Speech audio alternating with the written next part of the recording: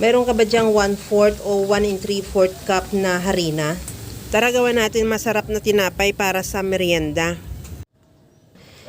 Ilagay ko muna yung harina sa mixing bowl. Lagyan ko rin ng asukal. Maglagay din ako ng yeast at asin. Lagyan ko na ng itlog.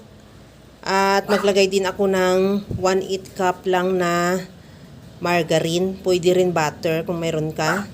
Kung wala din, pwede rin mantika. At maglagay na ako ng tubig na kalahating cup lang din. Ihalo lang hanggang sa magiging dough. Pagka ganito na yung dough mo, ilipat na natin yan sa chopping board. O kung mayroon ka mang malinis na lamisa, pwede na rin. Kung kahit saan pwede ka magmasa. Lagyan ko lang ng kunting harina para hindi dumikit sa chopping board. At imamas ko lang ng siguro mga 5 minutes lang, pwede na rin.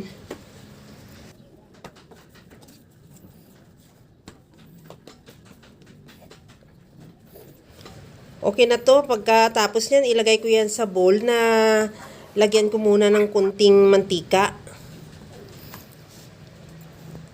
Ibabrush ko lang para lang lahat na part yung ating bowl ay magkaroon para mamaya pag umalsa siya, hindi na siya didikit sa bowl. At ilagay ko na yan dyan. Takpan ko muna ng cling wrap at i-rest ng mga at least 1 hour. After 1 hour, ito na yung ating dough. Parang hindi siya umalsa kasi medyo baka yung yeast ko ay na siya, sumingaw. Pero ituloy ko pa rin ito pagluto hanggang sa i-roll ko muna siya. Kasi hindi ko naman, ang plano ko talaga dito, gawin ko siyang bitso-bitso. Kaya lang parang hindi umalsa yung ating dough. Pero ganun pa rin, ituloy natin sa pagluto dahil sayang din yung gawa natin.